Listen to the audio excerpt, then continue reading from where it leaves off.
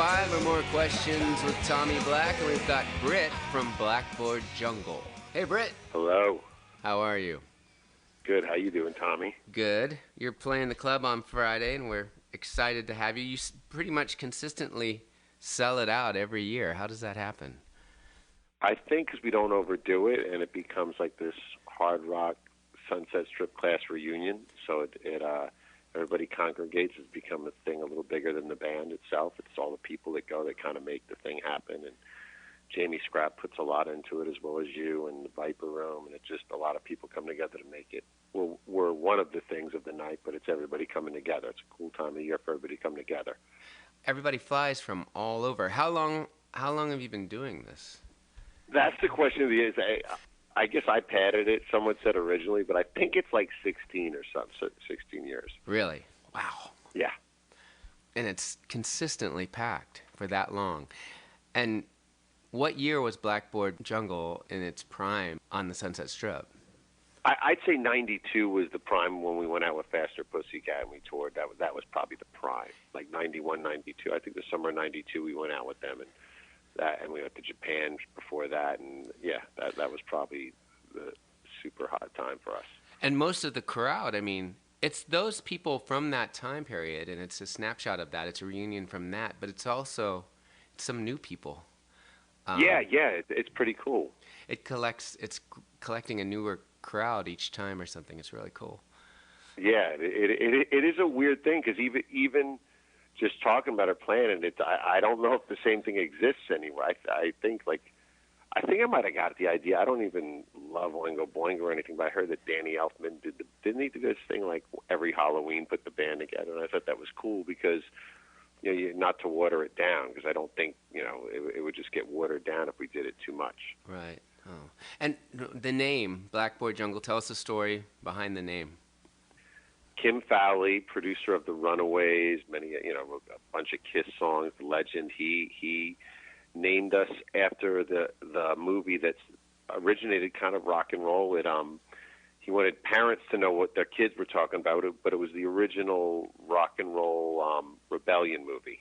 Right. I think Rock Around the Clock and stuff was in it. And at that time, again, Kim Valli, Cherry Bomb, wrote Cherry. I mean, yeah, took your band under his wing and kind of helped develop you, right? Yeah, he made me write like 15 songs a day at one point, verse and chorus, just to get me trying. I had this rock and roll boot camp, and he actually told me the only people he really emotionally felt attached to were me and Joe and Jet. Wow. And I actually started doing speed to write the 15 songs at one point, and then he called my mom. He called my mom and dad when we were in Palm Springs because Kenny had told him I was out of control, and I was calling Kim and my parents, and both lines were busy back in the days when they're busy signal, and there was I don't think there's a more horrific feeling than having Kim Valli on the phone with your mom and dad. No. And my mom had to come to a conference. You remember Fortress Rehearsal? Yes. My mom had to fly down for a conference with them, and he brought all his gold albums and he laid them out around the room, and we had to have a conference. It was unreal. It really was unreal. Wasn't he like living in hotels or something, or he was always till the end at that time? He always wanted to live like he was pure rock and roll. He always wanted to live like he was in a hotel transient state. He didn't want big roots. I mean, and for we know, but for people who don't know Kim Valli, what bands and songs? Give us some of them. I mean, Runaways. Escaper, Alice Cooper, King of the Nighttime World, Alley Oop. I mean, it just the best. If you watch the Runaways movie, the guy that plays him does a really good job. But it was a whole language. Anybody that knows, hey, teenage dog shitting, man. I remember he would say things like, we'd be in Dave's car, and he'd want to cut through traffic, and he would lean out the side of the car and be like, uninsured teenage car coming through, get out of the way, man. and like when Charles Manson got busted, he told me he went up there, he leaned out the window and said, I'm your new leader. He went up to the ranch. I mean, it was that level of just, I had read every record. He was on like every record growing up that I had, Guns N' Roses, Motley Crue, Poison. He was on, that name was on every record. He's credited on it, or has something to do with it. Has something. Yeah. Wow. How did he pass away? Cancer. But he had a good run. He lived it pretty hard. Yeah, I did. And he had a #1 record the year that with Guardians of the Galaxy the year that he died. Oh, he did? He did the soundtrack for it or something like that? Well, he had Cherry Bombs on it, so I was talking to him that year, and he's like, I have a #1 album the year I'm going to die. That's pretty cool. Wow. 75. Yes, that's so cool. That's cool to be able to work with somebody like that. And then when I called you for this, I got the Blackboard answering machine.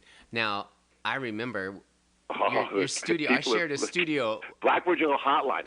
Oh, yeah. Stand corrected. I'm sorry. Hotline. Band Hotline. Every band back then had their 8.5 by 10 flyers and band hotlines, right? And yes. That's why I brought it back. I got it back. 415-806-7165. That's the band hotline. I changed my number. People dared me to do it. I did it. That's the band hotline. That was the Facebook of the early 90s. Yeah, you're right. It was. Yeah. So that's crazy. And what sort of messages would be on that hotline in the rehearsal studio? Like at one, you'd have things. You'd have girls trying to hook up with Dave. At one point, when we went on tour and I knew nothing about dieting, I would drink beer and eat Taco Bell, and I'd gain weight. And there would be these girls that would just leave messages about how fat I was getting. And it was, you'd have brutal ones. I think Faster Pussycat actually did a cut on one of their albums called Cat Bashing, where they used it on their album. That was pretty cool. Nice, they did. See, they had trolls back then even. Yeah. Yeah. See, it's the same thing, exactly. That's cool. Exactly. You toured, you went to Japan. Tell us a little about the legendary Japan tour. Oh, that was amazing, because they told us that we needed to bring crew, and we said we had some real pro crew, and we just brought Jamie Scrapp and Joe Howard. We just brought our friends and just went over there. And, I mean, we worked, we did our thing, but it was just so cool to just like all just land in Japan. I mean, so many things fall through that you know back then that you didn't think it happened, but when the wheels touched down, you're like, we're in Japan. Wow. We're in Japan. Did they make you dolls and things of that sort? Yeah, dolls and things. And then I remember as soon as we got there, they like christened the club with a barrel of sake. Was the thing, and we played it. So I thought I was all cool, and I put my head in it, and I drank it like with my head submerged, and like 15 minutes later, we're driving through Japan in a van in the snow, and I'm like puking out a window, looking at Japanese signs. It was like, it was crazy. Wow. What other bands has Blackboard played with over the years that have either blown up since then or still playing with? What other notable bands have you guys played with? You mean when we were back before the reunion, right? Yeah, back in, Yeah. I mean, I remember playing with Hole just because the guitar player, like that guitar player looks like Joel, so we obviously played with Hole. The main one was Incubus was the last band we played a few shows with, and we just knew that it was their time and our time was over. That's really when you could tell. Wow. The tides had changed. They were coming out from Calabasas with all their friends from high school, and yeah, we played a few shows with them, and it was kind of over. And earlier versions of Rage, they were playing around too, right? I mean. Oh, yeah. Well, the most interesting thing, I think, is that the lawyer, Danny Hayes, that kind of helped really work our band. When we broke up, he went and formed another band, and he formed Linkin Park. He put Chester in Linkin Park, and that's where he put his energy. So. Wow. Yeah. Wow. Okay, Blackboard Jungle. Give me the names of each band member, and where are they now? Dave Zink is in Arizona. Mm-hmm. Dave Zink was the babe he of the was band. The guitar guy. Brent Muscat from Faster Pussycat called him the Marlboro Man of Rock. He had every rock god guitar player trait. Yeah. Joel, the drummer, Joel Patterson, he's out in Joshua Tree. Sleeping Joel Patterson. Is in Joshua Tree? Yes, yeah. You played with Joel. Played with Joel. Joel's great. And then he also plays in Gene Loves Jezebel still in a few other bands. But he just played a big festival with Gene Loves Jezebel. Kenny lives in Costa Mesa, and I live in Northern California. Cool. Awesome.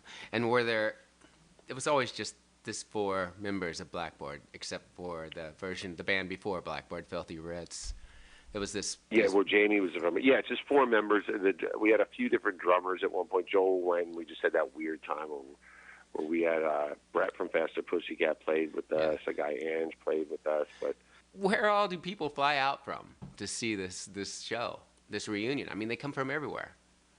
People that come from Atlanta, people that come from New York. I mean, there's some people come from Japan, just all over. It really is just completely all over. Lots of plane tickets being bought, but we have to really know the date super in advance because people are buying plane tickets. It's a fucking heavy metal holiday. You know what I mean? Someone called the club from Italy and was asking. I am telling you. Yeah, of course.